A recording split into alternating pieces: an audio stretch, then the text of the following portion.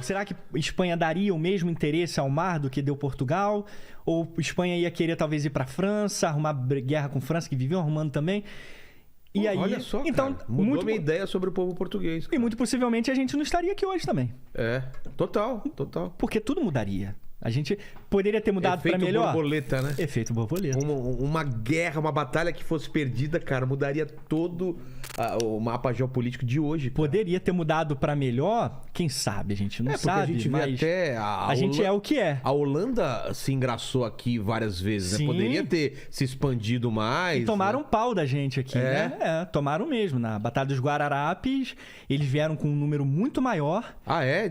Eles estavam em maior número? Sim, eles estavam com o dobro de soldados. E assim, eram soldados treinados mesmo. A Holanda, depois que ganhou a independência da Espanha, eles, mergulharam no aspecto militar e desenvolveram sua marinha, que superou a portuguesa nesse meio tempo. Entendi. Então eles não vieram para brincadeira, não. Eles vieram para dominar. Cima, lá pela Guiana? Eles vieram... na verdade, eles vieram pro Nordeste. Chegaram ali no Recife. Isso. Também chegaram na Bahia e tal. Recife foi o que mais impactou. E eles foram derrotados onde? E foram derrotados em Recife, no Jaboatão dos Guararapes. Olha que só. é aquela cidade... Tem até o Morro dos Guararapes até hoje. É um sítio arqueológico. Ali, essa foi a batalha mais importante da história do Brasil. Aí muita gente diz... do Paraguai. Oi? Do Paraguai, não é? Mas... A do Paraguai, Vilela, não definiu o Brasil, vamos dizer assim. Era uma guerra por quê? Foi mais uma guerra de... O Brasil já era o que era. Tá. Foi mais uma guerra de impedir a invasão paraguaia. Uma expansão paraguaia. Até porque era impossível o Brasil perder essa guerra. Então, cara, por que os caras vieram pra cima de nós? Porque, assim, tinha ousadia. Eles queriam um carro da gente?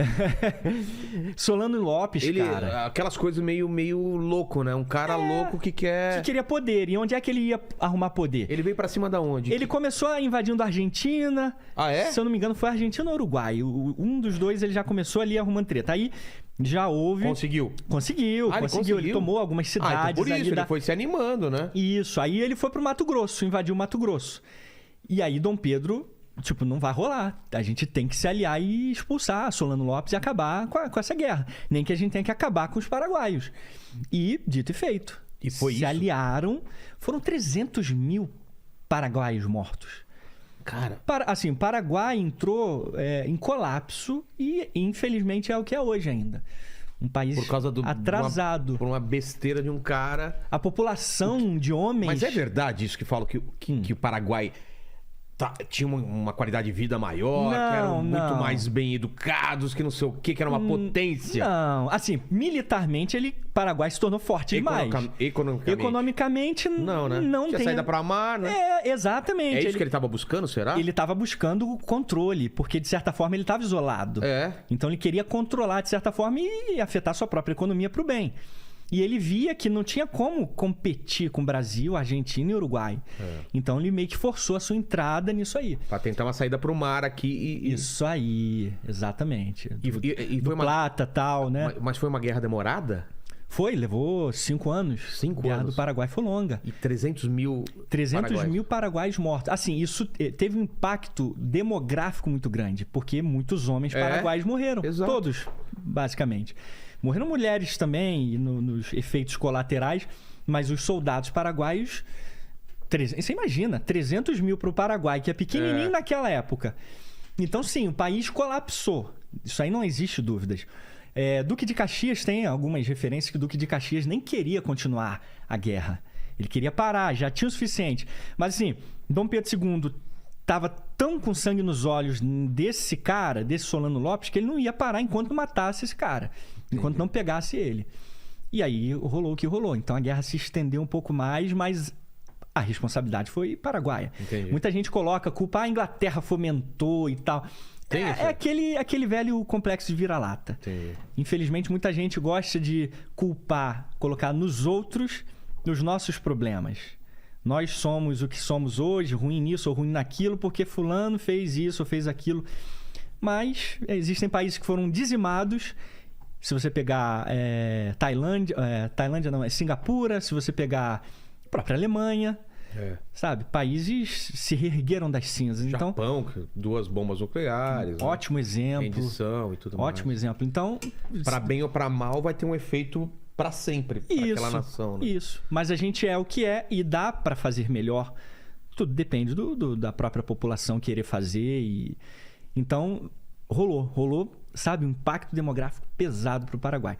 Mas a Batalha dos Guararapes, essa contra os holandeses, o Brasil ainda estava em formação. Não tinha Brasil. Então poderia afetar não só aquela região, mas se expandir para outros lugares. Separatismo, Isso. Uma ideia separatista. Não seria português, seria holandês o Brasil. Como seria? Teria um monte de republiqueta igual a Espanha, a América Espanhola? Pode ser que sim. Pode ser, né? Uma parte lá em cima é alguma coisa e tal. Porque Portugal tomou umas decisões assim muito, muito estranhas. No sentido assim... Cara, é muito estranho eles conseguirem, não sei se foram eles ou alguma outra coisa, conseguir manter esse tamanho de território unido, cara. Então, é isso que eu tô falando. Foram decisões estranhas porque geralmente é o seguinte, a metrópole não quer afastar a sua principal colônia, que era o Brasil. Só que Portugal, pelas guerras napoleônicas, Dom João VI fugiu, veio para cá para o Brasil, criou um laço muito grande. O Brasil virou Portugal. Exato. E Portugal, sabe, a capital... Não era uma coisa distante, falar, tanto faz. Ele entendeu mais aqui, né? Então a capital portuguesa veio para cá, então começou a criar mais laços reais. Claro, com todo o problema da escravidão, toda essa nojeira que a gente não esquece, é claro. Maior população escrava que teve, né? Então foi esse efeito sempre... A gente sempre lembra, óbvio, e nunca tem como esquecer. Mas desse ponto de vista do que Portugal meio que arquitetou nesse período da independência, foi uma coisa muito única. Porque Dom João VI, o Leandro Carnal, o professor Leandro Carnal, eu já vi um vídeo dele falando sobre o impacto de Dom João VI aqui no Brasil, que é inspirador o vídeo dele, é muito legal. E aí, então a gente tem Dom João VI como rei, trazendo a corte para cá, transformando o Brasil na capital do Reino Unido, de Portugal, Brasil e Algarves. Isso por si só, ele já cria um laço com o Brasil. Ele volta para Portugal, obrigado, porque Napoleão já tinha sido derrotado, então volta para Portugal lá para reorganizar o império por lá. E quem determina a independência do Brasil, cara, é ninguém menos que o rei de Portugal, cara. Que doideira isso, cara. Isso não acontece na história, assim. Isso é uma coisa incrível. Porque inglês não queria dar independência. O reino inglês não queria dar independência para os Estados Unidos. Nunca. Mas não, aqui foi o rei português que decretou, né, a independência do Brasil, de certa forma. E isso ajudou a não se desmembrar. Não se desmembrar, isso aí. Esse é um dos principais fatores.